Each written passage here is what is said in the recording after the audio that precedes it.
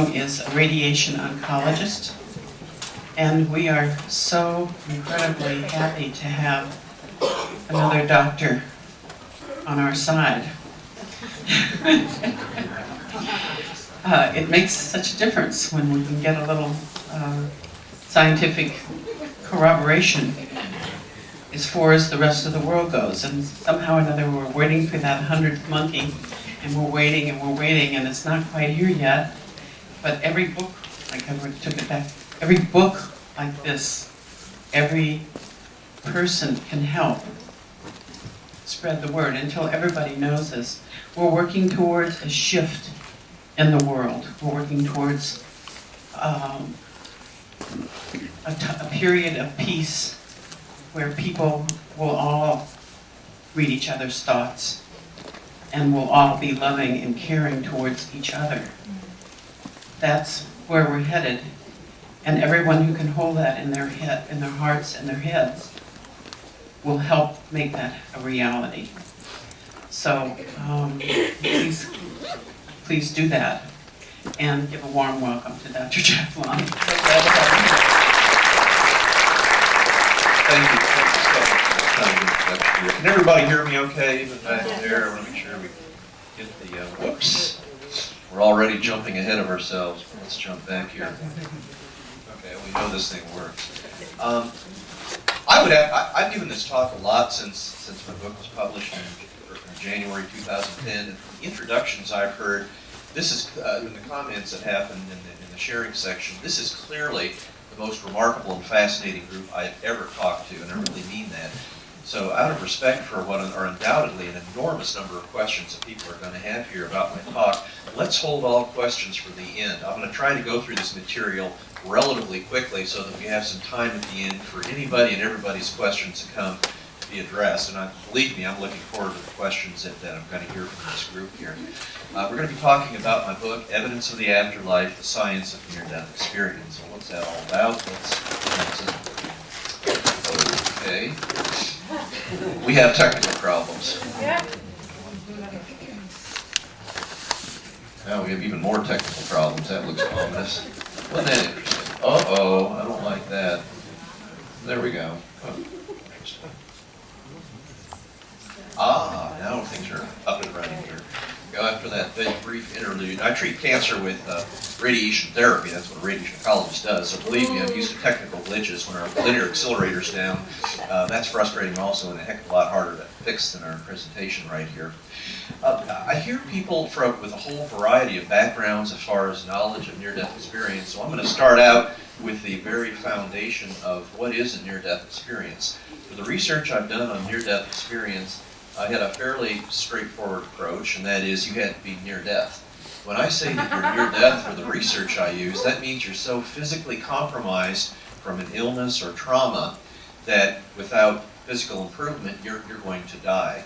And certainly at that point in time that you're so physically compromised, you're generally unconscious, it seems to be impossible that you'd have a conscious experience.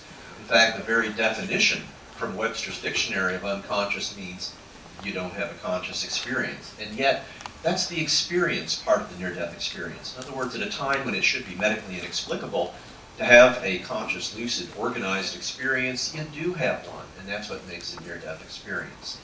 Now, no two near-death experiences are the same, and I'll emphasize that.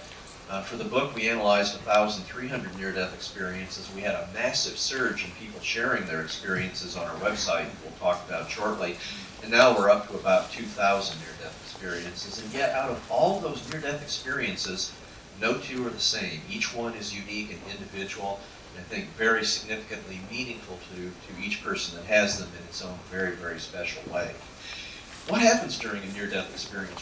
What are that pattern of experience? Well, very common, and again, it's unusual to find a near-death experience that has all of these elements, but of course you have that sudden traumatic accident or injury.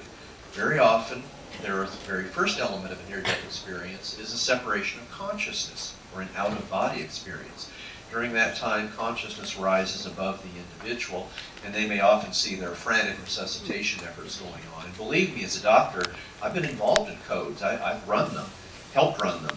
And And what happens during a real world code is often quite different from what you see on television. Crash cart, believe me, crash cart doesn't mystically show up. There isn't a calm, collected hustle and bustle. Doctors don't have their hair neatly groomed. In fact, when I hear near-death experiences, and it's almost embarrassing as a doctor, but I'll share it to you anyway.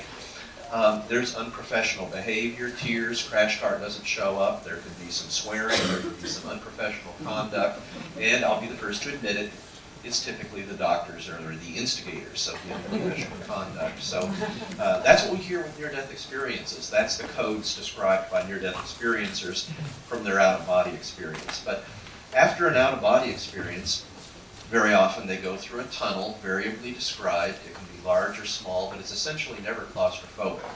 At the end of the tunnel, there's very often described a light. Not a light that we're used to in our earthly light. It's a mystical, often brilliant, beautiful light, and then they're on the other side. On the other side, there's typically what we could refer to as unworldly. Some people call them heavenly realms, and that's very appropriate. Beauty beyond explanation on earth. We had someone talk about that earlier. There can be music that is unearthly in its beauty. We heard about that from another person in the group here today. Sometimes people will describe colors, the landscapes that are so beautiful that they're beyond anything that could possibly compare to Earth. So a truly remarkable environment that they're in. They may go through a life review while they're having a near-death experience where they see all or a portion of their prior life. They may encounter deceased loved ones, people that they knew during their earthly life. Now, folks, these are not ghostly, scary encounters when you encounter people that died. These are loving, joyous reunions. Even if the person was debilitated due to their chronic accident and illness that killed them, when they're encountered on the other side, they're essentially always picture-perfect health. And then very often there's a decision near the end of the near-death experience about whether to return to Earth. There could be a dialogue with beings there at that point in time. And then ultimately, bam, the person returns to their earthly life and has that remarkable experience to share, a near-death experience. Let's talk a little bit more about that.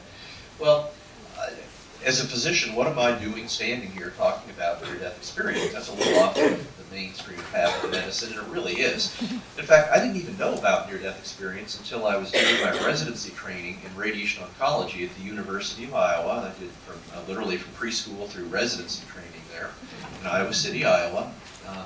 And I was in my residency training and was going through the Journal of the American Medical Association, one of the most prestigious medical journals in the world, early in my residency training. And there I saw an article that had as a title, the title included the term near-death experience. And I was immediately fascinated. I said, well, what does that mean? I've never heard of that. So I stopped looking for my cancer-related article and read the article and immediately was fascinated.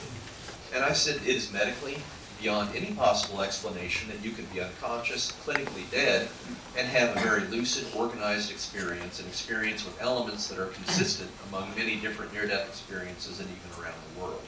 And I remember somewhat prophetically thinking, wow, why isn't there more research on this? Wow, little did I know. But I bookmarked that because I owed it to my future patients to make sure I had all the training I needed to practice my specialty of radiation oncology to help save lives for people that had cancer. But still, 2 years later, still in my residency training, I had a friend who'd gone through college with me, and he brought his new wife. And we met at Iowa City, cold winter day like this. So, of course, we went and had supper, and we were just sitting there talking that remarkable day in Iowa City, Iowa, when during the course of conversation, my friend's wife mentioned that she had a lot of medical allergies, severe medical allergies. In fact, her allergies were so severe that one time she was under general anesthesia having an operation, and she coded, her heart stopped, and she clinically died. But she said it in a very odd, kind of intriguing way to me, and I picked up as a physician that there was something more going on, more that seemed to be going on here.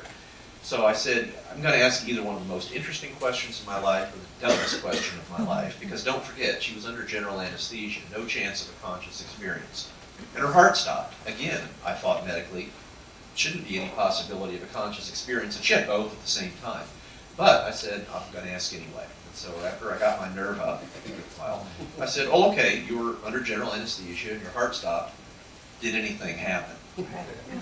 And she immediately said, well, yeah, why, yes. And described how she had an out-of-body experience, like I told you. She heard the EKG measure of her electrical heart activity, go flat. And believe me, in the real world, those things make a heck of a racket when that happens. And she described that.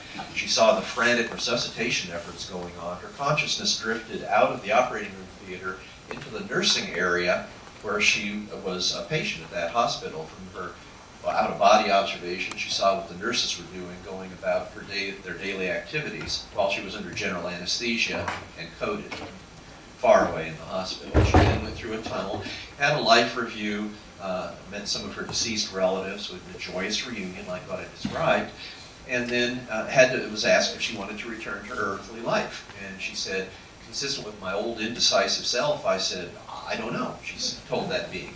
And so after some further dialogue, she ultimately just made the decision that she was going to return and go on living her earthly life. So she then returned and woke up in the intensive care unit about 4 days later. She ultimately went back to when she was out of the intensive care unit, she went back to the nursing station where she had, nursing floor where she'd been at prior to her operation, and guess what? She told the nurses what they were doing at the time she was under general anesthesia and coded and far away. The nurses freaked. You can imagine. This was a Catholic hospital, so the nurses responded as you would expect. Anybody, you know where we're going with this. So the nurses called out the heavy artillery and had a nun go to her room, and the nun listened very, very carefully, and at the end of her sharing her incredible experience declared it was a work of the devil. And left. And she said, but you seem so real. I know it wasn't the work of the devil. I know it's real. And I said, I read several years ago an article about these things called near-death experiences. I think you had one of these. Going, sheesh. And let me look that article up and get it to you. But I was intrigued. That hooked me right then and there. First person, just one person. You that have had near-death experiences out here, I hope you heard that. One person that had the courage to share with another person is the direct consequence of what you're going to hear today in the research in the book and everything else that I'm doing here to try to bring the word about near-death experience out. One time. As a result of that, I shared her with the article. She decided, no, it was not the work of the devil. Yes, it was a near-death experience. She contacted Dr. Raymond Moody, who is the sort of the founder of the term near-death experience, and said, yeah, that's what I had, near-death experience, and went on to live her life. I said, wait a minute, every instinct I have as a doctor, as a scientist, I said, this is fantastic. If near-death experiences are real, this really changes my view of the universe that we live in, the world, God, spiritual, everything, because this is beyond anything that could possibly be explained by anything that I know medically or anything that I could possibly conceive of being discovered in the future. So that was my first NDE. Now, being a scientist and a little bit of a skeptic, I said, well, okay, that was one experience, and I know other people have written books about that, but I think the most definitive way that would be convincing to me would be to set up a website so that I could have people from all around the world share their experience. I could then examine them and decide for myself if these near-death experiences are real or not. So in August, late August, 1998, I set up the Near-Death Experience Research Foundation, and that's the URL right there. Interestingly, about 2 weeks before the website was up, a friend that I had at the time tipped off the Art Bell radio show about the fact that we had a doctor who was about to publish a near-death experience website with a questionnaire, and that on that website was one paragraph that maybe, just maybe, ketamine reproduced, it's an animal tranquilizer by the way, an anesthetic, might possibly reproduce some elements of near-death experience. Art Bell thought that was interesting, a guest canceled, and so I was stuck talking for 4 hours, that's how long the show was back then, about a one-paragraph discussion, which was a sum total of my knowledge, by the way, at that point, about a website that hadn't been published, and here we go. So that was my interesting introduction. I scrambled like crazy that afternoon. We had less than a day's notice, put out articles, called, and ended up having a nice 4-hour discussion with Art Bell about that. Anyway, that was interesting. So I've been involved with the media, like it or not, from a very early time in my research. I've actually been on the Art Bell show and Coast to Coast AM now for 14 times, so it's been interesting to them too. So that got me started. But in December 1998, when I downloaded my first batch of 22 near-death experiences, I read them and was instantly amazed. These are people that didn't know each other, didn't have published near-death experiences anywhere else. They were just simply sharing what happened to them. Immediately I got that. I said, no doubt about that, near-death experiences are for real. This is incredible. So what started as a hobby and a public service sharing these experiences back on the NDERF website became sort of a hobby. I thought that was very interesting. And we answered emails. People would often email the website and ask questions. People that are bereaved, people that have questions about this, people that are anxious about what happens when we die would all contact, for the last decade, Near-Death Experience Research Foundation. That website is a public service, and it's still, in spite of the book, I still consider it to probably be the #1 priority we have. Even to this day, we have had thousands over the years, tens of thousands of emails. We answer every single email that needs to be answered thoughtfully, carefully. We'll listen to people and respond in a way that we consider to be appropriate and factual and accurate for them. So that continues to be a very, very critical thing that we have. Well, by the time we were ready to do the data analysis for the book, we had 1,300 near-death experiences. That is by far the largest study of near-death experiences in the world. The second largest study, a physician located in England by the name of Peter Fenwick, studied 350. So that's how the order of magnitude of we have here. And that's important because in medically, scientifically, the larger your sample size, the more confident you can be in the findings of the study. And that's critical for this type of a study.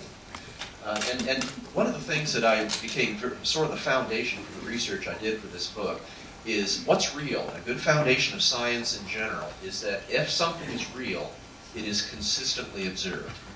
And so with that foundation of understanding, I set forth to say, okay, if near-death experiences are real, are we going to find that they're consistently observed among huge numbers of near-death experiences and among the findings of other researchers? And so let's go forward with that adventure. Let's see what we found. But before we get into that, let's digress a little bit. Who has a near-death experience? Well, not everybody who has a close brush with death has a near-death experience. In fact, only about 10 to 20% of people do. We don't know why the 80 to 90% of people who nearly die do not have a near-death experience. Near-death experiences are not rare. A Gallup poll published in 1981 estimated that 5% of the adults in the United States had a near-death experience. So interestingly enough, near-death experiences are profound. They're also fairly common with the best evidence that we have. Near-death experiences can happen to children. They can happen to adults. They can happen to physicians and scientists. We've heard from a bunch over the years that have had these. They happen to priests. They happen to ministers. They happen to the religious. And they happen to atheists, although I'll have to put an asterisk by the fact that atheists have near-death experiences. I've kept an eye on that over the years. That's one of the survey questions that we have. And we found that people that say that they're atheists at the time of their near-death experience, by the time they share it in our study, it's an average of 16 years after the experience. Almost nobody who was an atheist at the time of their near-death experience is an atheist at the time they shared their near-death experience. It's almost as if my near-death experience cures atheism. And I'll say that. I told that in Metairie, town near New Orleans, for a group, and I was met by a grim-faced science teacher after my discussion. He said, "Dr. Long, I'm an atheist because, after all, I'm a science teacher in high school," and went on to say, "You make atheism sound like a disease." Well, I'm sorry. Well, then I thought about that and said, that's a great line. So we'll get that way with that with this group here. Apologies to atheists, but don't shoot the messenger. This is what really happens. But at any rate, even people who have never even heard of a near-death experience and have no idea that such an experience can occur have typical near-death experiences.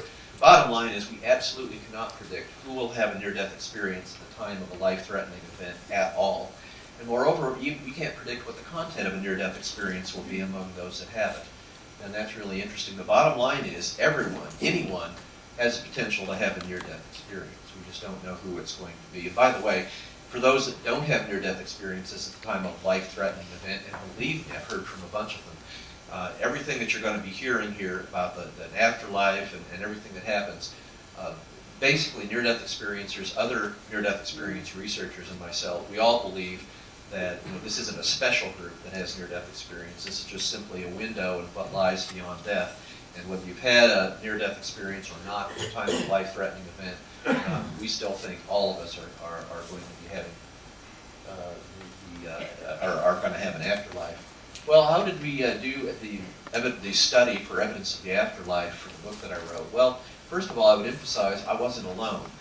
not a lot of people understand that near-death experience is actually the subject of serious scholarly research. In fact, over the years since near-death experience term was first coined in 1975 by Raymond Moody, there have been hundreds of scholarly articles about and studies about near-death experience published in some of the world's most prestigious scientific and medical journals, like the Journal of the American Medical Association, where I first had it, Lancet, some of the major journals throughout the time for the decades have really published that. So I don't know if you could go so far as saying it's mainstream, but it's certainly research, scholarly research has been respected enough to be reported in the world's leading medical journals. And so I certainly had that evidence from the excellent research of the researchers that had preceded me in writing this book to draw it on.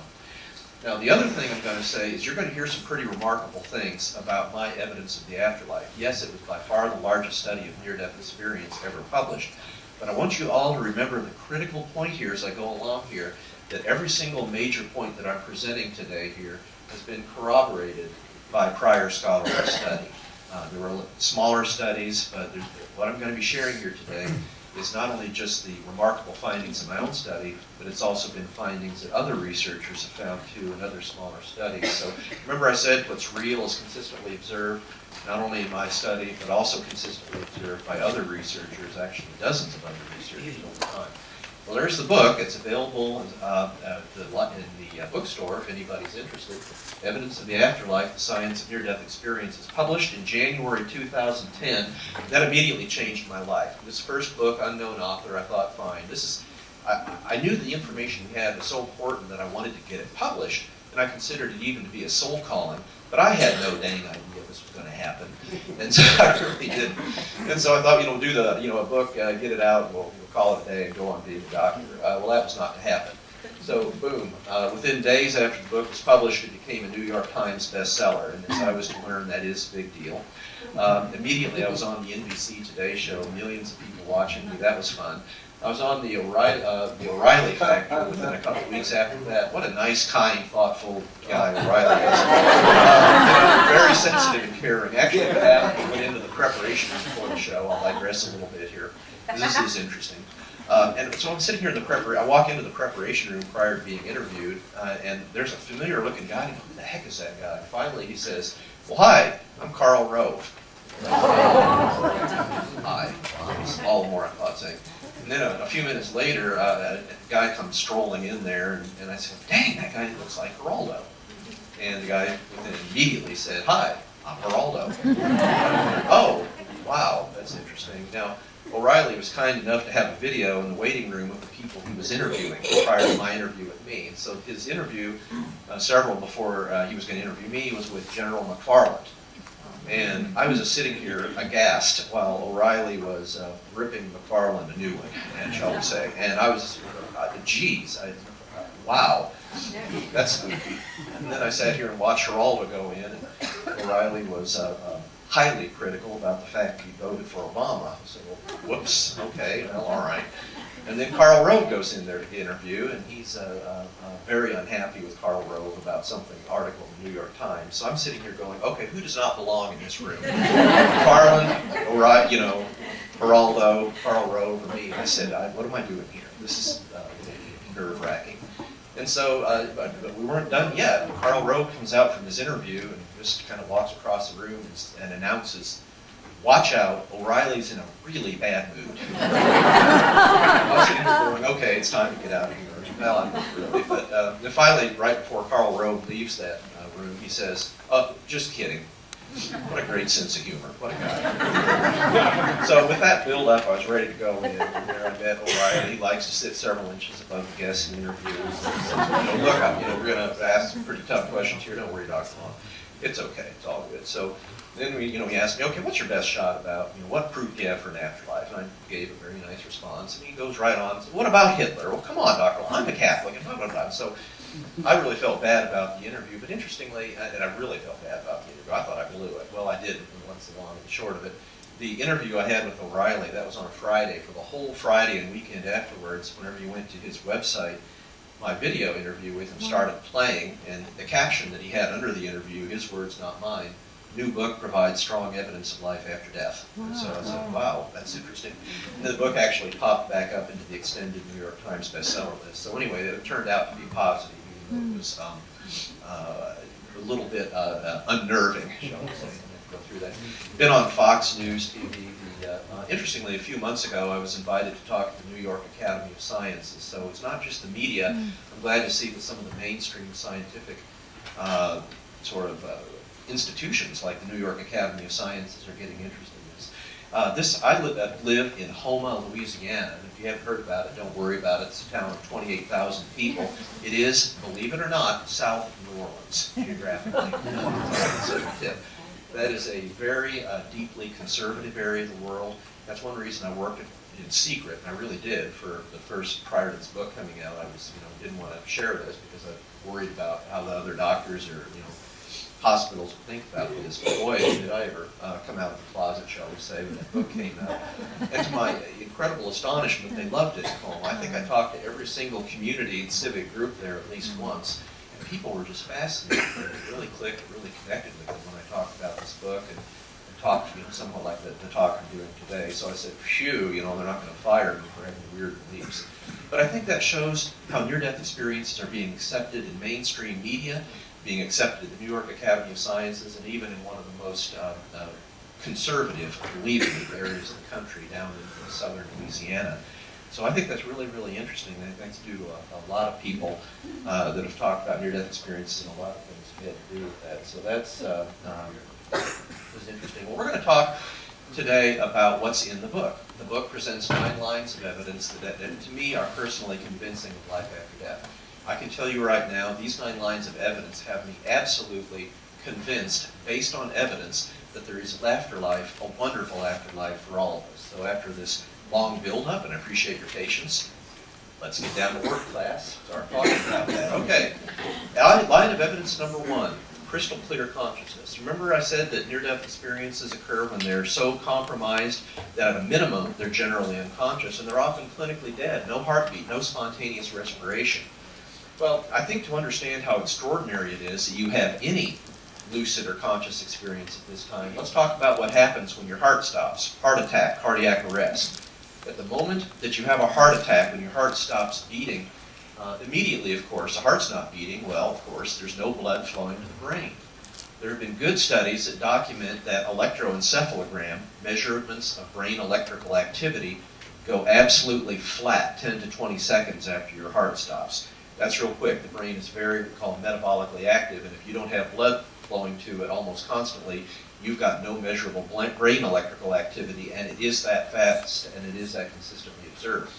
So at a time that there should be no possibility of conscious experience, even as measured by brain electrical activity, you do have these experiences. In fact, I studied 613 experiences that had that out-of-body experience where they had observations of earthly ongoing events. Remember we said that was common in the first part of near-death experiences?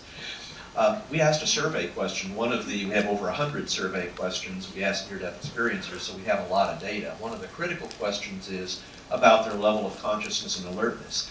At these times where these people shouldn't have any conscious experience, 74.4% of our near-death experiences said that during their NDE, their level of consciousness and alertness was greater than earthly everyday life, and that is astounding. 19.9% that they had consciousness and alertness normal, equivalent to their earthly everyday life. Incredibly, only 5.7% said their level of consciousness was less than earthly everyday life. And that is astounding at a time that I can tell you as a doctor medically looking at these folks coded, flat out on a flat table, pushing on their pupils fixed and dilated. They are, by every measure that we have to us in science, clinically dead. It's incredible. The other thing that's interesting, near-death experiences seem to be a very special type of consciousness. We've had near-death experiences shared up to 60 years, beyond 60 years after the time of its event. And yet, incredibly, even after that length of time, near-death experiences are essentially remembered verbatim. We often hear people say, I'm not sure what happened to me 2 weeks ago, but I will tell you exactly down to the finest detail what I remember of my near-death experience that happened 40 years ago. And that is typical. That is not unusual. So as a result of that, the memory of these experiences seems to be imprinted on the brain. And that's actually been studied in other studies too that find, yes, There was a Dr. von Lommel that measured how well people remembered their experiences up to 8 years after its occurrence. The bottom line is the memory of the experience is essentially verbatim, which is unlike any other experience in their life. So that's no doubt about that. And that gives us even more confidence in studying these. Well, that's evidence one. Let's go on to number two. We talk about the fact that they have these out-of-body experiences. Well, as a researcher and a scientist, that's a real simple question. Is what they're seeing real? Okay, and I went through about 45, again, hundreds and hundreds of near-death experiences. About 45% of near-death experiences have out-of-body experiences where they're actually seeing earthly ongoing events while they're unconscious or clinically dead. Is it real? Well, again, we had some researchers before me, two of them, Sabom and Sartori, studied cardiac arrest victims.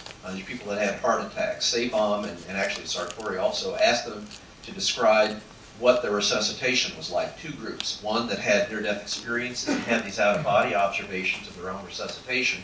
Second group, people that didn't have near-death experiences at all. People that had near-death experiences and observed their own resuscitation were incredibly accurate down to fine details. I recall in the Sabom study that one near-death experiencer came back, now hear this, describing correctly the serial number on the defibrillator used to resuscitate. Wow. Yeah, you think you're going to do that if you don't have an out-of-body experience? No chance. But that is how accurate these details are. They're not flashing memories or fleeting things. These are very detailed, prolonged memories that are verified as being stunningly accurate when you have a near-death experience. And yet the people that did not have a near-death experience described what they saw on television, simply said they couldn't guess and had no idea. And they were, as you would expect, wildly inaccurate about the details that actually occurred at the time they had the resuscitation. Well, I studied 287 of these observations that had people that had out-of-body observations. And when I went through my research, I went through the accounts and said, well, okay, is it real? If there was even a single detail that was inaccurate in the near-death experience, that was put in the inaccurate bin. So in other words, they had to describe what was plausible, not only by my determination, but also by the determination of the near-death experiencer themselves, that it was real, what happened. And that is helpful to be a doctor. In other words, I knew what was going to really happen during their code or during their life-threatening event, what was unrealistic. So even with some very stringent criteria for the study, 97.6 of these out-of-body observations were accurate down to every detail. We had people describing what was on the tops of roofs of buildings during their out-of-body experience, far above their physical body, that they later verified as accurate. We were having people that were describing conversations outside of the emergency room or operating room, down the hall, even in the cafeteria of hospitals, absolutely verified by the near-death experiencer themselves as verbatim accurate. Like the first example I saw, even consciousness and observing the ongoing events of the nursing station, all verified as absolutely accurate. And ladies and gentlemen, there is no explanation for that other than the fact that the near-death experiencers were absolutely correct in their assessment. They really did have a separation of consciousness from the body, and what they saw was absolutely real. And that's been verified by multiple other retrospective studies and a variety of anecdotal reports. So again, we seem to have probably some of the best well-documented, and now we have 287 observed, the best well-documentation of any study ever of the reality of the possibility of out-of-body experiences. That absolutely can happen. Oh, all right. Okay, I have some real good news. No one in this room is dead. If you're reading this, I love that. Of course, there's some ongoing research of some people placing targets in areas where there's likely to be a life-threatening event. Thus far, there has never been anybody who had a near-death experience, an out-of-body experience observing earthly events in which their consciousness was focused in the direction of the target. I suppose if you had a target that big, that would be another matter. But we still, from the prospective studies looking at that, we've never really had a fair test of the ability of people to see that. All we do have, I think, is incredibly strong evidence with the retrospective studies with their observations that will be even accurate. Okay, what about another stern test for the reality of near-death experiences is what about people that are blind? What about people, can they have visual near-death experiences? That would be really interesting. Well, medically speaking, blindness is sort of a spectrum of things. You can be totally blind or partially blind. You can be totally blind right from birth, or you can develop total blindness at some future time in your life and have a period of life where you can actually see, and then boom, you stop seeing. The sternest test for the ability of near-death experiences to have visual content in the blind would be if somebody is totally blind from birth. And indeed, that can happen. Let me introduce you to Vicki. Vicki was in her early 20s. She had a severe auto accident. She was totally blind from birth. She was placed in an oxygen tent because she was born prematurely. It fried her retinas. She had absolutely no vision whatsoever for the entire part of her life, for over 2 decades of her life, until that fateful day that she had the auto accident. At that time, she had an out-of-body experience, and she saw something laying on the gurney in the emergency room. Her very first emotional reaction to vision in her life was probably not what you would expect. She was horrified because it was so new to her and unfamiliar to her, and she was just because of the unfamiliarity of what was going on, it scared her. I won't say scared to death. And she was very, very frightened. It took for a while to calm down, and it was only after she could calm herself down, she correlated what she was seeing with her newfound sense of vision, that being person down on the gurney had long hair like she knew she had. She could feel it. And interestingly, her father had given her a ring, and she could correlate her visual observation of it with what she had felt of her father's ring. And then it was then and only then that she realized that was her laying down there. She also went through a tunnel. She had a life review. She had a remarkable encounter with a deceased abusive relative, and that helped her to come to peace with that, and had a very, very detailed experience, and ultimately came back and supported that. There have been several of these near-death experiences with visual, highly detailed, stunningly detailed visual perceptions among the people that have been totally blind from birth. And this is interesting, interviewing Vicki, which I did. I told her, well, this is interesting, how much did you see? And she described what we see in a number of near-death experiences, that being 360-degree vision. 360 degrees is a two-dimensional term. When we see 360-degree vision near-death experiences, they see front, back, right, left, and top to bottom equally all at the same time. They're assimilating all that information immediately. I've actually, and I still don't think Vicki understands or believes me when I tell her that vision that the rest of us have is pie-shaped, because the location of our eyes in the orbits and with the bony structures, we can only see in a pie. Her whole life experience with vision is 360 degrees, and I think that still, she just can't understand why you can't see like she knows vision, 360 degrees. We hear that in scores of near-death experiences describing that. It's as if their vision, when they're in that out-of-body state, is no longer confined by physical constraints. Let's talk about this. Unfortunately, this experience was shared almost immediately after my book was published, and I went, sheesh, wouldn't that have been a nice little book? So this is from Marta G. Zindagi. It's posted on our website. She was 5 years old, and she was legally blind. And what happened? This is in Marta's own words. From, again, someone who's 5 years old, legally. Oh, how this happened? She was small children shouldn't go roaming out into a lake. Especially when you're blind, you shouldn't go roaming out on the lake. Parents can identify with this. Well, here you go. This poor kid decided it would be a good idea to roam out in the lake, and she went under and she drowned. But she had an experience. She had a near-death experience. Marta goes on to say, a beautiful woman dressed in bright white light pulled me out and, looking into my eyes, asked me what I wanted. I was completely satisfied and could think of nothing until it occurred to me to take a trip around the lake. I did, and saw detail I would never have seen in real life. I could go anywhere, even to the tops of trees, by simply intending to do so. I was legally blind, and for the first time saw leaves on trees, birds' feathers, birds' eyes, details on telephone poles, and in people's backyards that were far more acute than 20/20 vision. And we have a pretty large series of people, maybe not fully blind from birth, but certainly legally blind, that have these types of typical near-death experiences. Now, we've given 3 lines of evidence to the reality of near-death experiences. If you're like most people, it's like, wow, that's some pretty strong evidence. How on earth are the skeptics going to argue against the reality of near-death experiences? I mean, that just seems impossible, at a minimum, daunting task. Well, wherever there are spiritual experiences, you will find skeptics. Are we right? Right? Okay. Well, skeptics have done their best over the years. But what's happened is skeptics over the years have proposed over 20 different, quote, explanations, unquote, of near-death experience. These skeptical explanations cover every gamut of the psychological, cultural, physiological, I mean, just about you name it, they'll describe it. Now, you might immediately say, over 20 explanations? What the heck is that about? Well, the answer to that is simple. There's no one or even several explanations of near-death experience that make sense, even to the skeptics.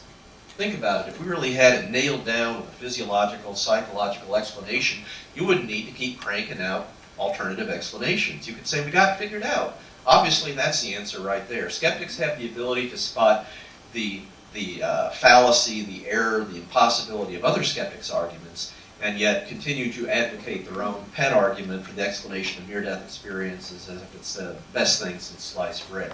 We're going to continue to see more and more of these skeptical arguments. Obviously, I can't address every one of them, but I can tell you absolutely, and it seems to be a niche of mine as of late to debate these skeptics with a substantial degree of success, that no element of near-death experience can be explained by any known physiological, psychological, or cultural cause. That's really the bottom line at the end of the day after you debate all this, and I have. And as you can understand this, when you're blind from birth and have a visual experience only at the time you're unconscious and having a near-death experience, there's no way that the skeptics can explain that. And if you sort of intuitively understand that, you are indeed correct. So much for our interlude for skeptics.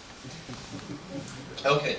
We've talked about the fact that near-death experiences can occur under general anesthesia. Under that blanket of powerful chemicals that induce sleep so profound that you really, I'm not taking anesthesia rotations, you generally have to artificially breathe for people because they're so unconscious. They're beyond conscious, they're comatose. There's no chance under general anesthesia to have a conscious experience. But what happens if you're under general anesthesia and your heart stops? If you will, it's doubly impossible to have a conscious experience. And remember how intrigued I was when I heard my first in-person experience.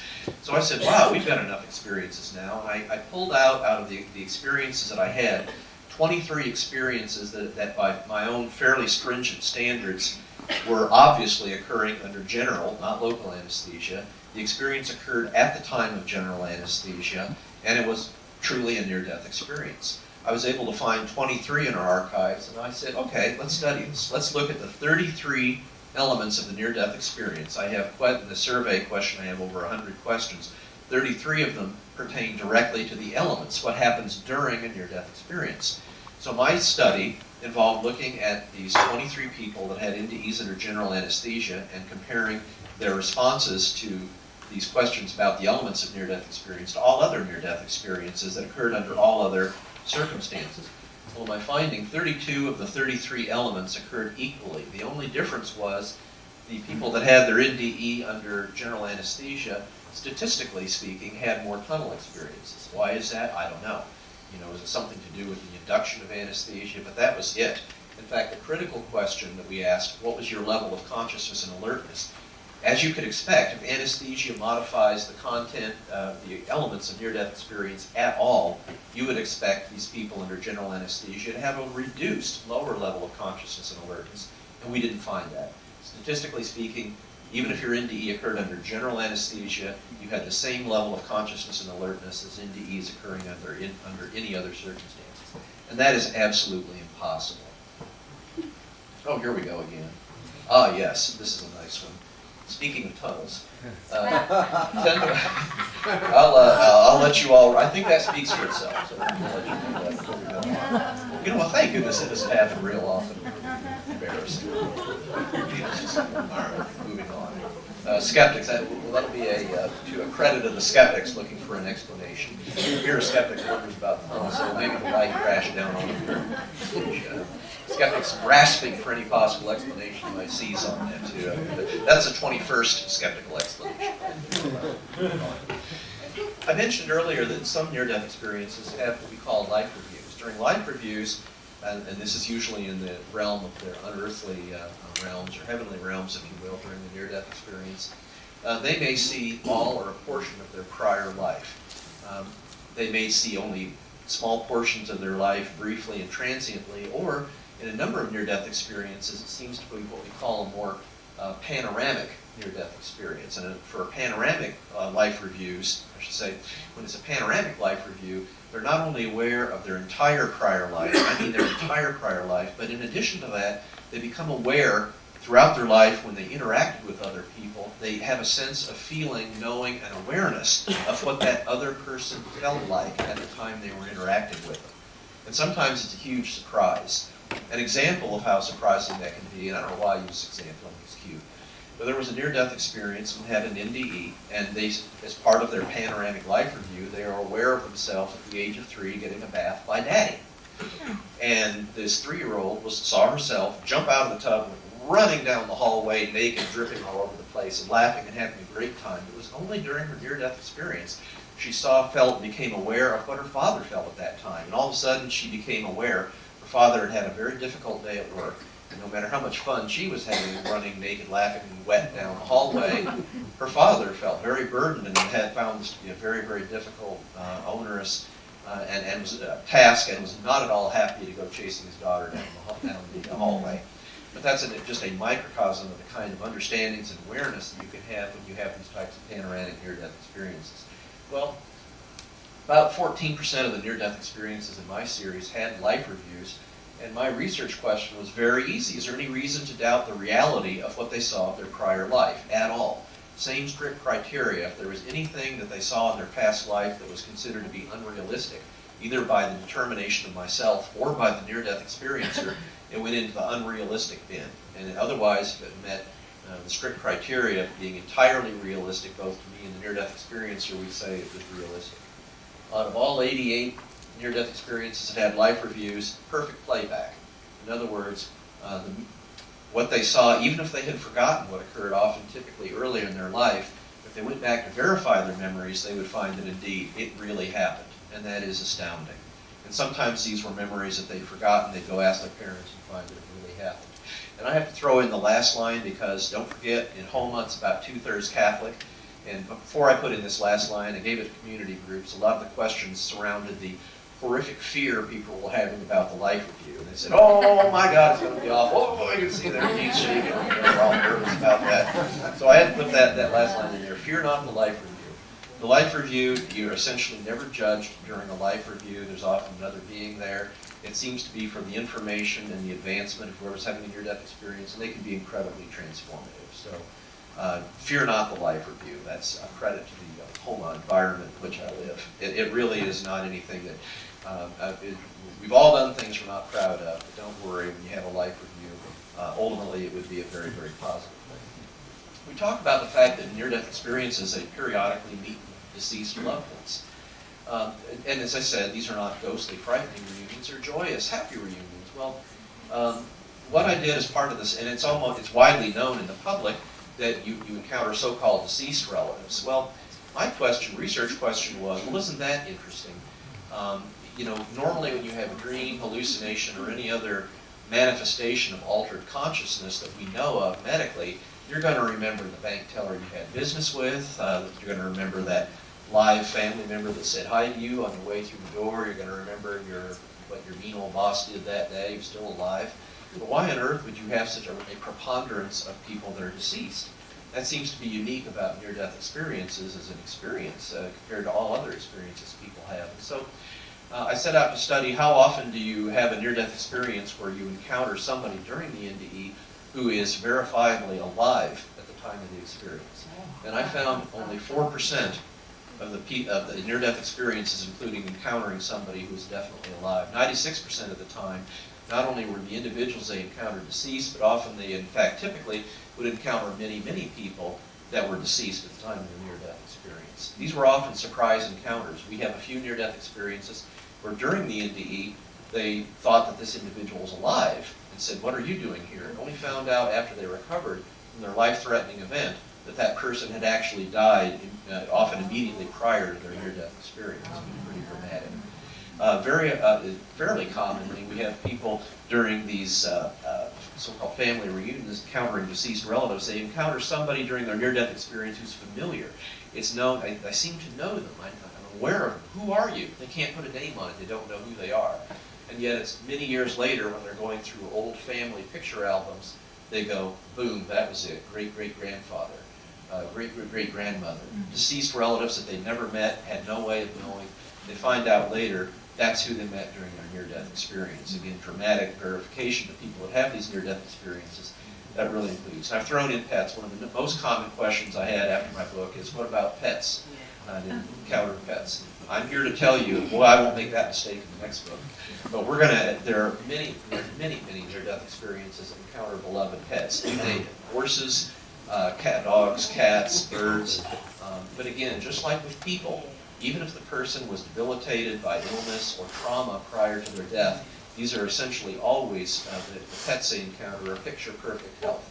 Joyous reunions, very, very positive interactions, and often profoundly meaningful to the near-death experiencer who starts to understand it seems to be more than just people that are going to be involved in the afterlife. This was corroborated by another major study that studied several hundred near-death experiences. It also found about 4% of the near-death experiences only had people that were alive at the time of the experience. 96%, virtually all near-death experiences, the beings are always deceased. Well, here's an interesting one from the mouths of babes. As I started doing the research on this, I said, well, this would be an interesting study group. What about possible cultural influences or religious beliefs or understandings of near-death experience? Could that possibly modify or affect a near-death experience? Very young children, and I define that to be age 5 and younger, are practically a cultural blank slate.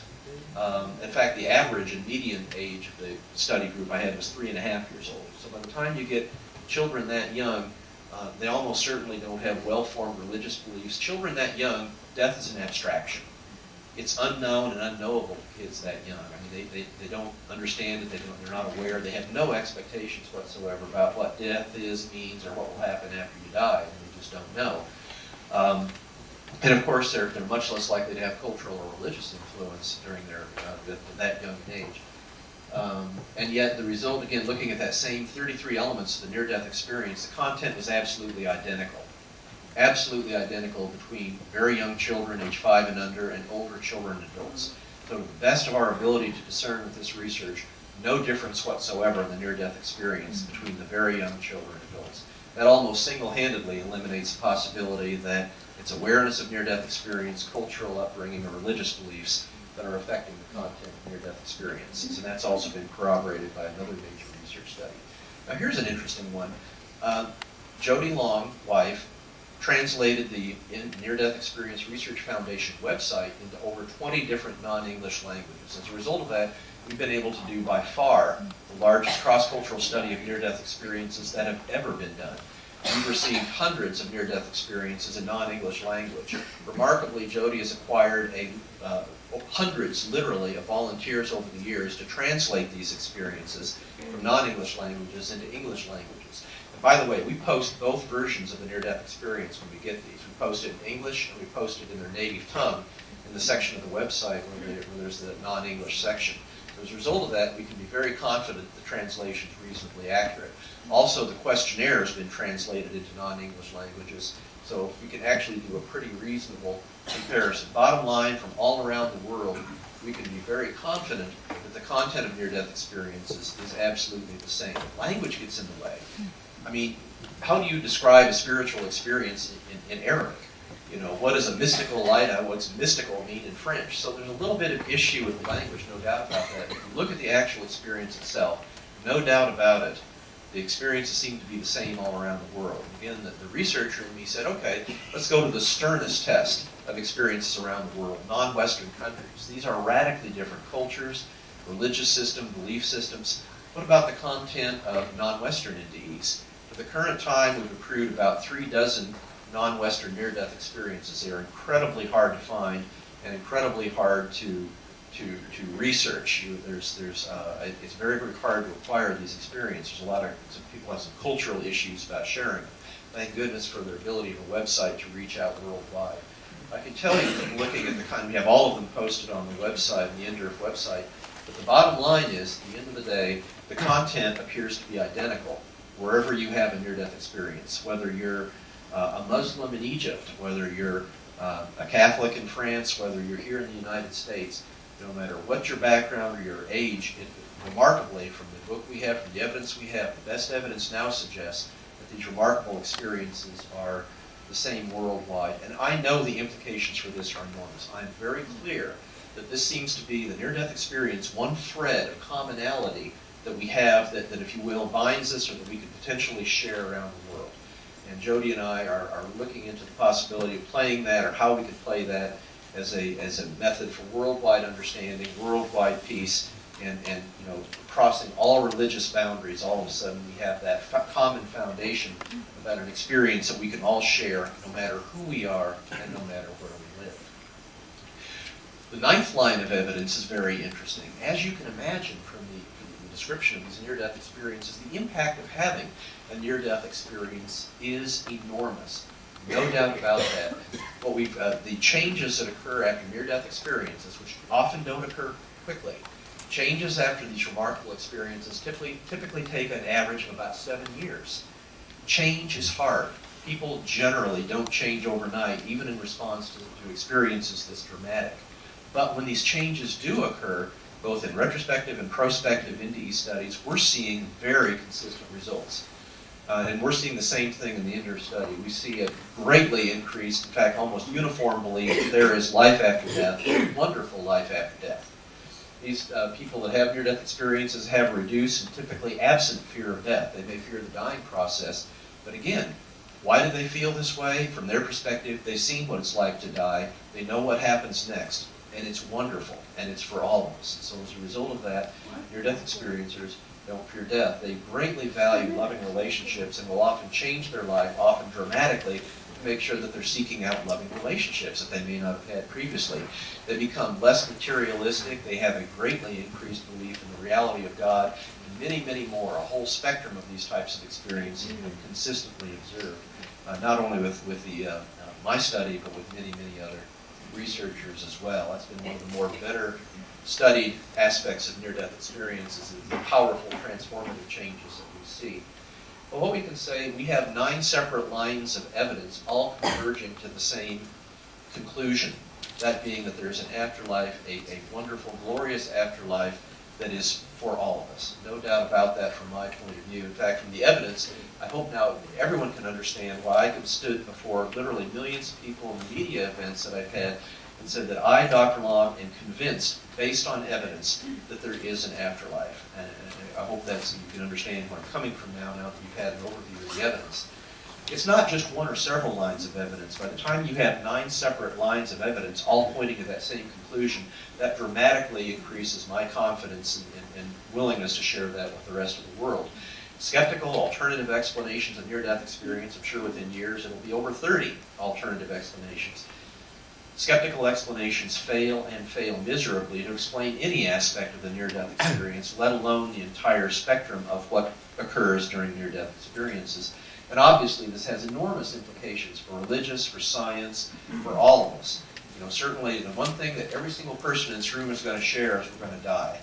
And yet, look at what happens next. I think that's been profoundly reassuring to me, the people I've shared this with, literally worldwide, with this powerful message that we are going to survive our bodily death and that we do have an afterlife. Certainly, my study should not be construed as being the last word on the subject. We need further scholarly subject, and we need especially prospective studies. We need collaboration among different scholarly experts. We need to have a collaboration among the scientific specialties. We need to have collaboration among the religious scholars. And I think working together in the future, we can continue to learn more and more about near-death experience and its profoundly positive message for all of us. Oh, I thought I was just going to write one book. Apparently not. So the first book was A Soul Calling. I understand my second book is going to be A Soul Calling. We're going to get into, we're calling it Evidence of God because we've got scores and scores of experience where people have encountered God. But actually the next book is going to get into the whole breadth of the types of spiritual experiences that have been shared with us: after-death communications, deathbed visions, certain out-of-body experiences, spiritually transformative events. Folks, it's not just near-death experiences that are spiritual experiences. They're probably the best characterized and the evidence is strongest, but near-death experiences are actually a subset of an entirety of spiritual experiences, all of which are pointing to an afterlife, all of which are pointing to meaning and purpose in our earthly life. And it will certainly be a sincere honor and privilege for me to bring that information to the world. At this point, we're now up to 2,000 near-death experiences.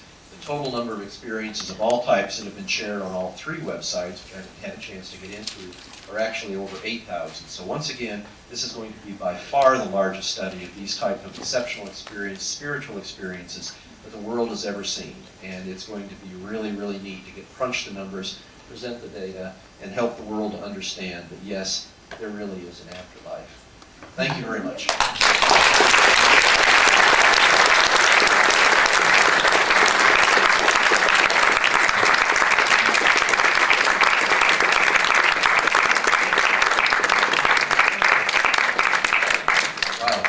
Thank you very much. As promised, I think we have until 5 o'clock when this room turns into a pumpkin. So I'll be delighted to take questions. And yeah, you were the first one to raise your hand. Absolutely.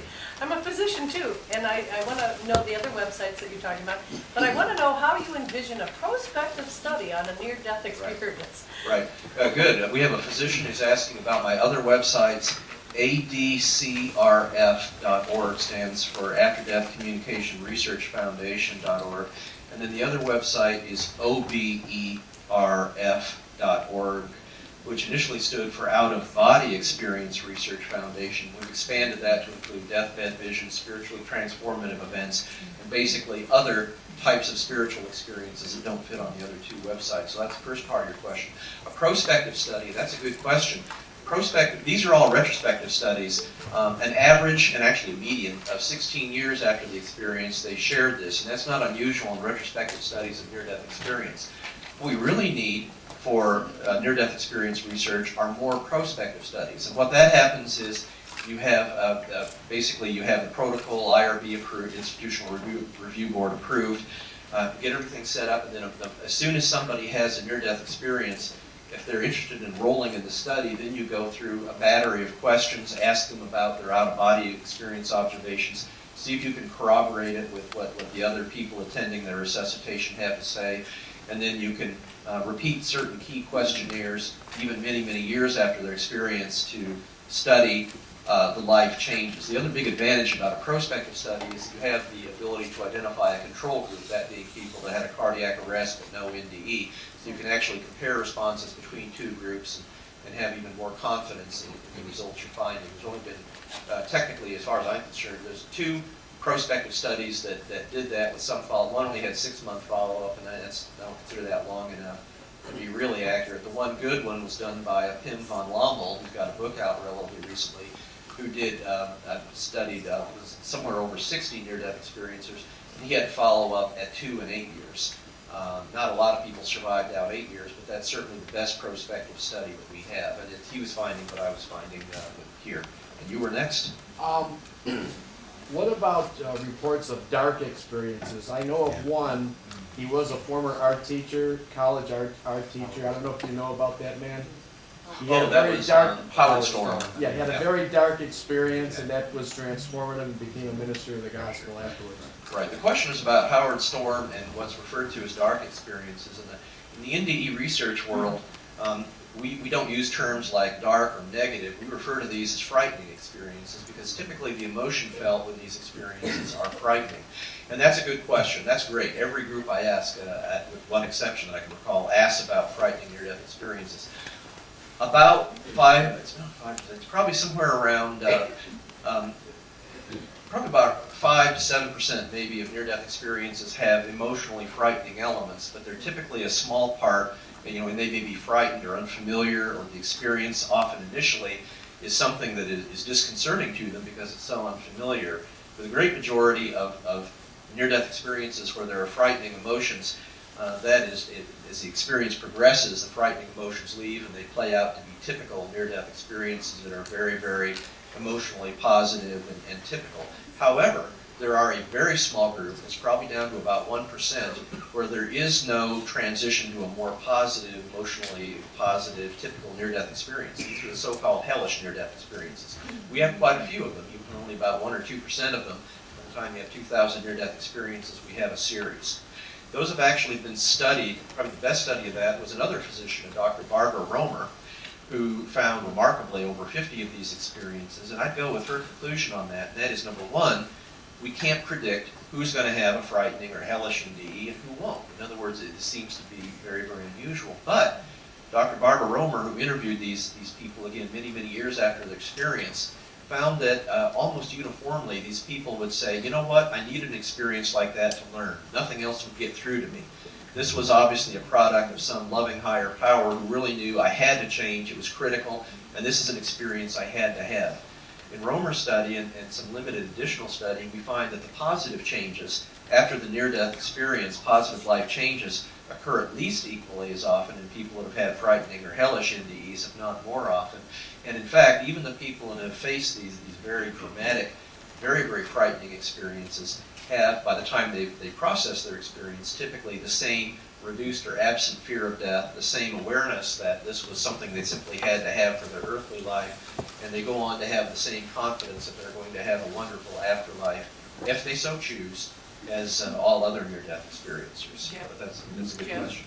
Jeff, you might give the name for both his Blessings in Disguise. Oh, thank you. Barbara Romer's book is called Blessings in Disguise, Less Than Positive Near-Death Experiences.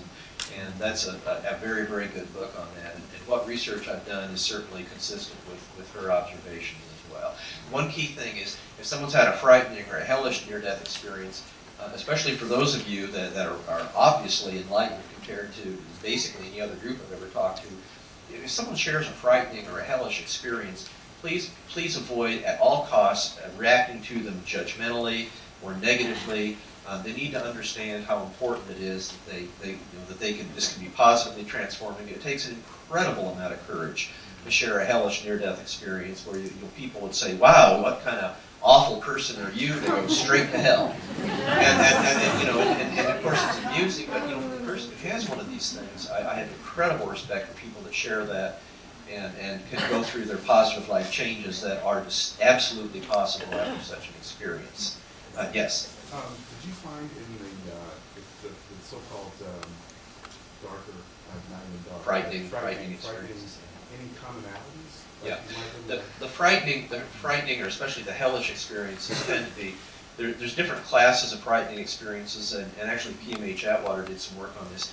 Some people I had a person who was very, very frightened by the appearance of angels in their near-death experience. It was in their out-of-body experience. The true story, this is amazing.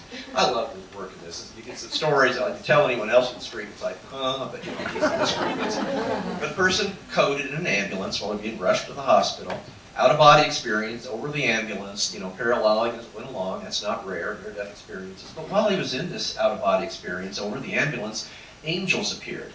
Now, all you're saying, oh, that's nice, Well, this frightened him. He was batting at the angels in a way. He was very, very scared about that. So, I just love reading some of these kind of Indians like, and put that, add my sense of reality to the heck. Sometimes frightening experiences are actually very beautiful, what most of us would interpret as very beautiful, positive things, but it just scares them for whatever reason.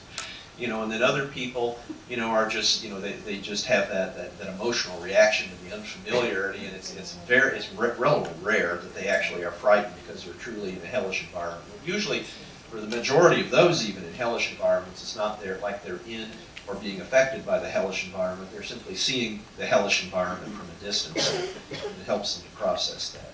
So, yes. Did you ever consider that these frightening experiences may in some way be related to the life review? Yeah. Like you're experiencing some of the bad things you've done to other people, that kind of thing? Yeah, frightening experience associated with life review. I think people often have strong senses of guilt, even though they're often in the presence of a very, very loving being. People feel awful about that. I think the main emotion that most of the time, people don't feel emotionally down on themselves. They're just more fascinated or intrigued or learning and processing it. Or again, it's hard to describe how in these NDEs they're in the presence of such an overwhelmingly compassionate, loving being. I think it really helps people to sort of see themselves in this very vivid, dramatic way. It's quite rare that people actually feel frightened about their near-death experience because during the life review alone. That would be in the realm of very rare. And yes. Could you tell us one or two, describe one or two experiences of the most amazing things you heard? Oh, wow.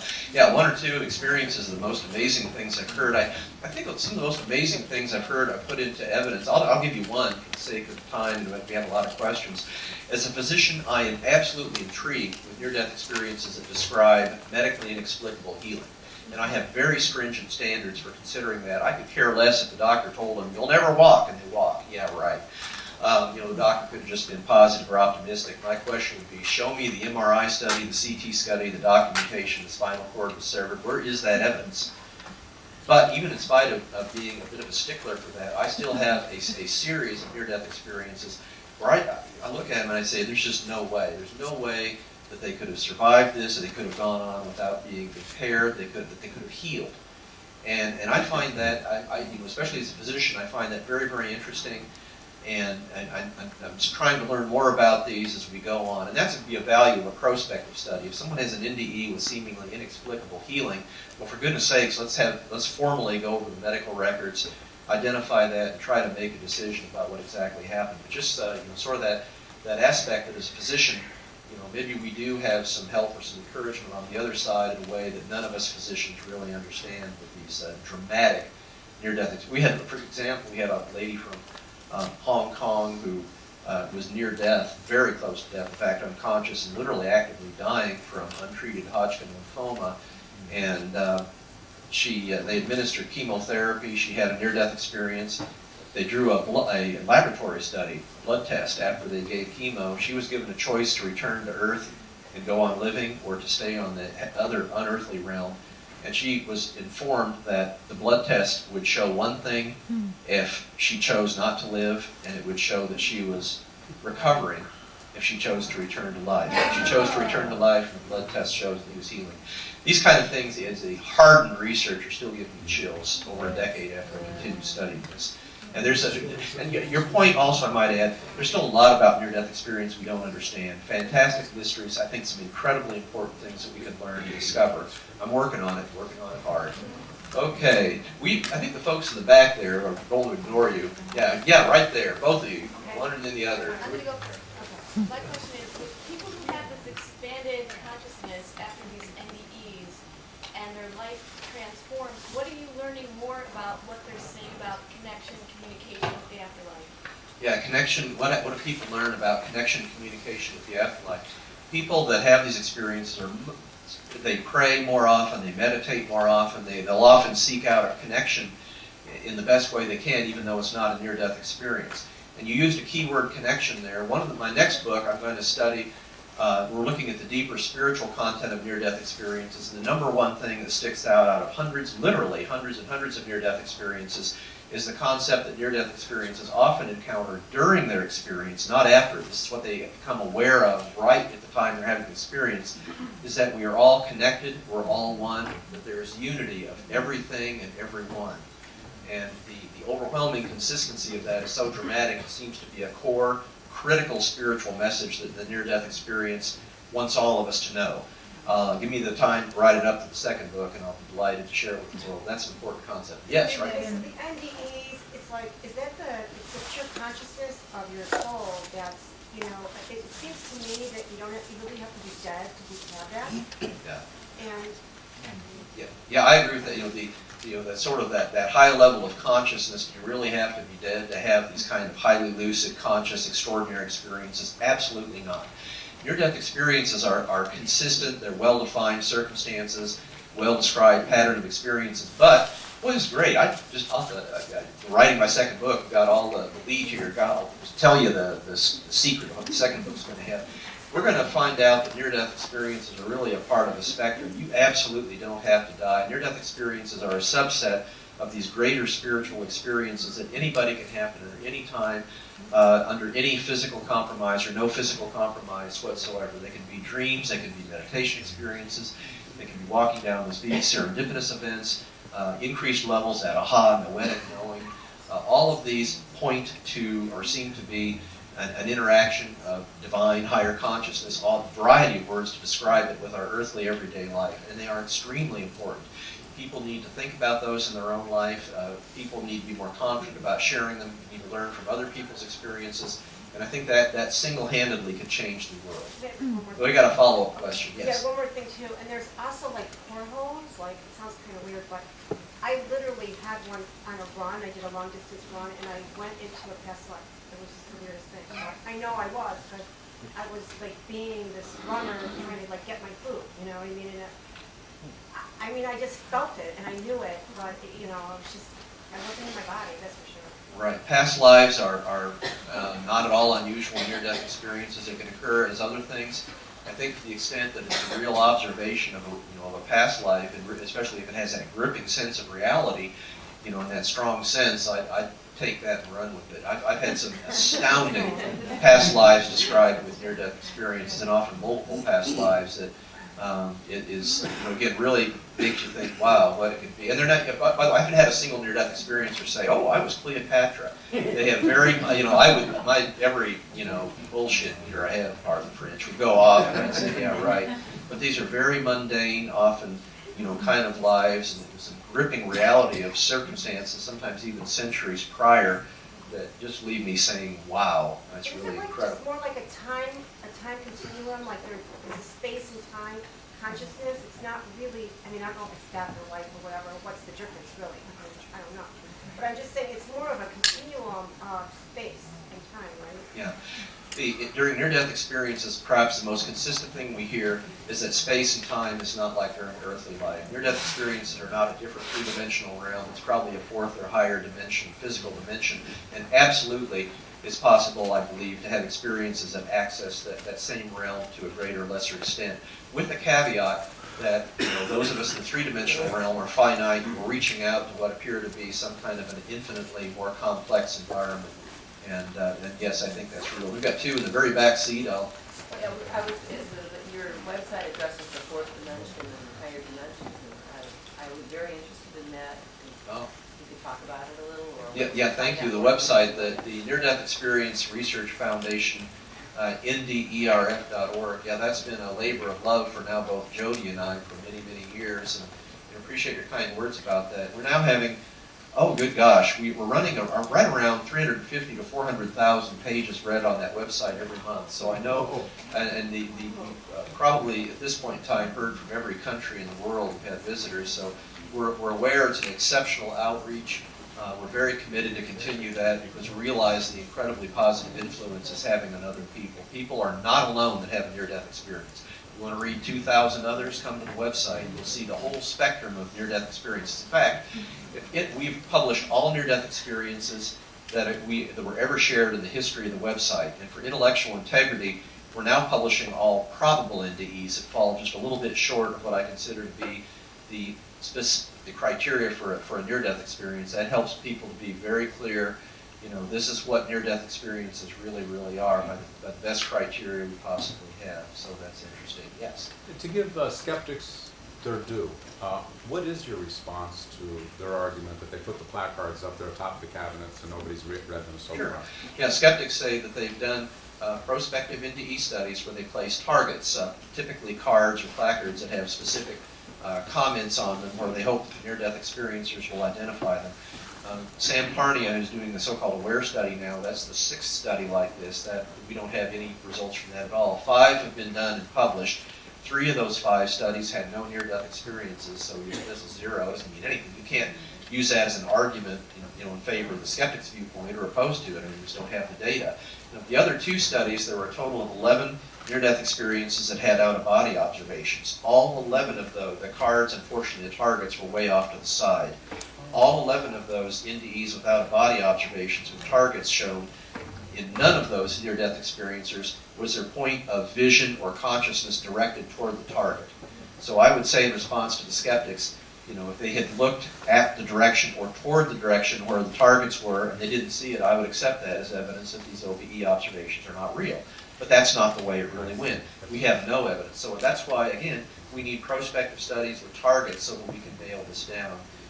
Statistically speaking, you really need to have at least 5 NDEers, and you either see or not see a study so that you can, if you assume it's a 50-50 chance that they'll see it and be able to identify it before we can statistically validate it at the p equals 0.05. But that's just another argument for why we need more prospective studies. So not everybody's vision was 360?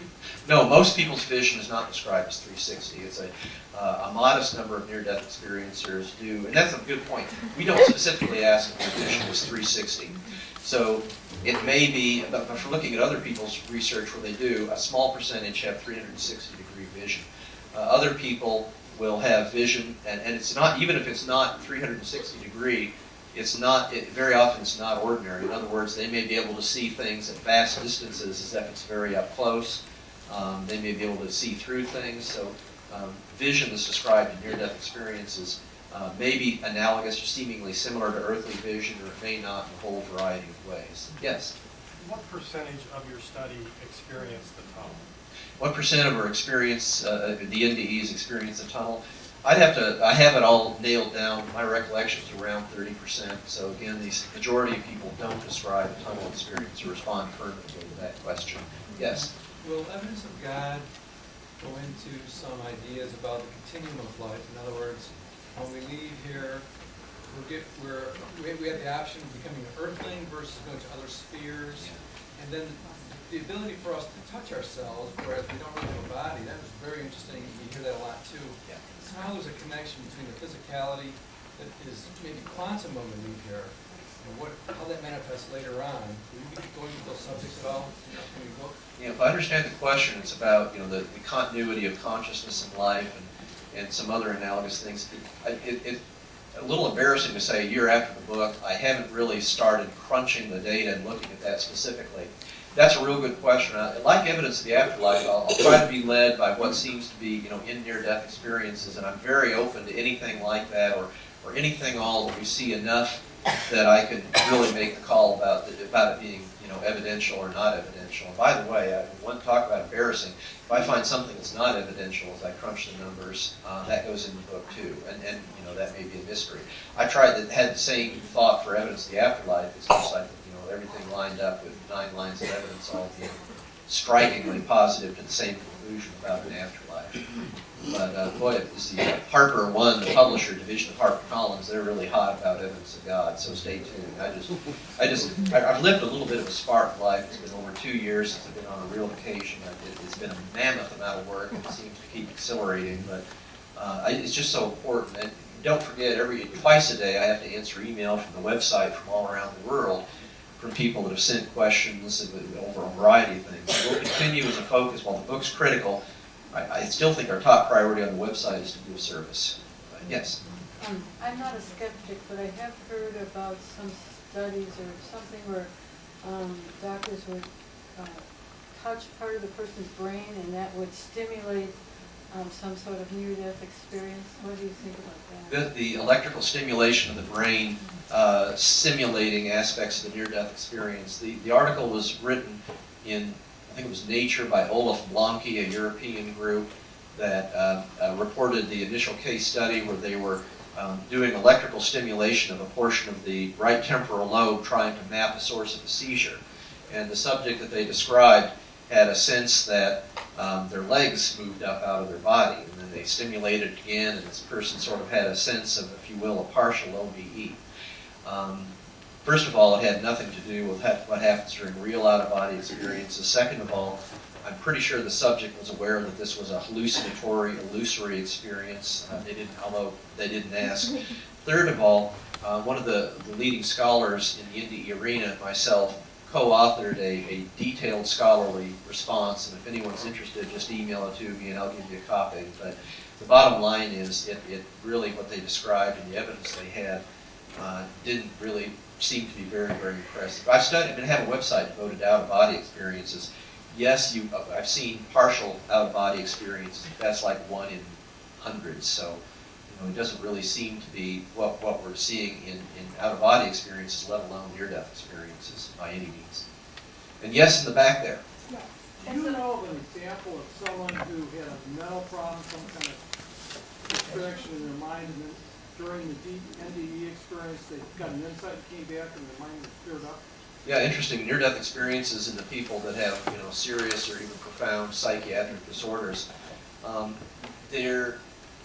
hesitant to say too much because there's an interest in that. But my understanding is that there have been some NDEs like that where during their near-death experience they didn't have that earthly psychosis, if you will, is very common, or other severe issues.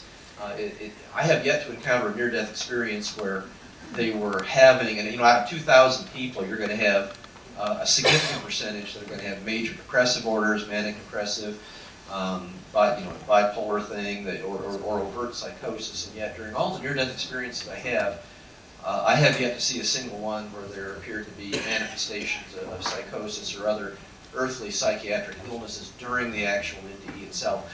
I had at least one, the one person I gave, Vicky, who was blind from birth, encountered her psychotic, basically, mother, who had been very abusive, and in part of the interactions she had during her near-death experience came to understand and actually sense her mother's psychiatric illness, and that helped her to be much more understanding about why her mother had been so abusive, and really helped Vicky come to peace with the abuse that she'd had at the hands of her psychotic mother. So that, you do have some of that. Yes? Doctor, you mentioned this case study of Vicky, the blind lady. How do we explain, if blindness is a learned way of conceptualizing perception, how do we have an instant cognitive ability after death of what was perceived as sight? Right. How do we know, how did she know what sight is? Well, again, early on in her experience, she didn't know what sight is. It was frightening, and at least with her OBE of earthly events, she had to really correlate very carefully, and then kind of came to understand that. I think part of the explanation is, during near-death experiences, it's actually hers was, as I could tell, a heightened level of consciousness and alertness. They're processing information faster, so she seemed to be able to understand and get things. Now, it's not perfect. I spent a lot of time asking her about colors, and was very, very frustrated. She would say, well, there's different degrees of brightness during my NDE. Is it color? We'll never know. It's just part of what it is. But she, there's some things that she had no familiarity, for instance, with color. That would have been interesting if she ever described something. I think we have time for maybe one more question. So you had your hand up first. Yeah, lucky you.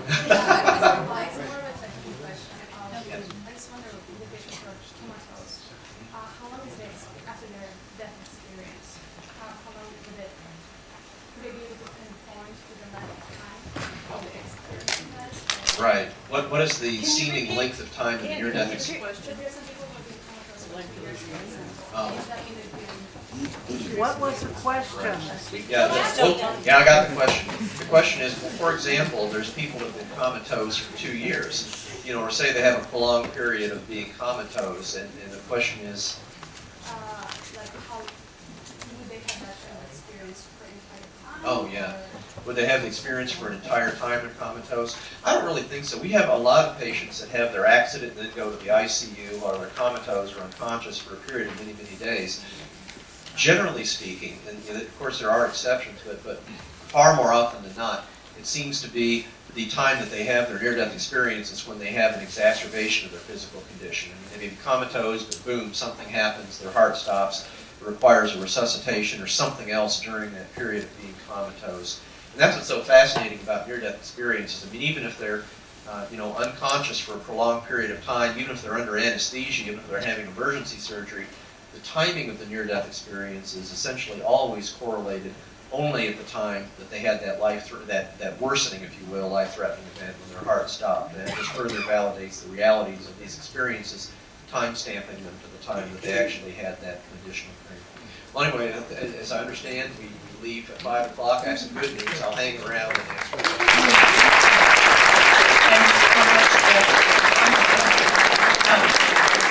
He will be signing books, and books are still for sale up in the back.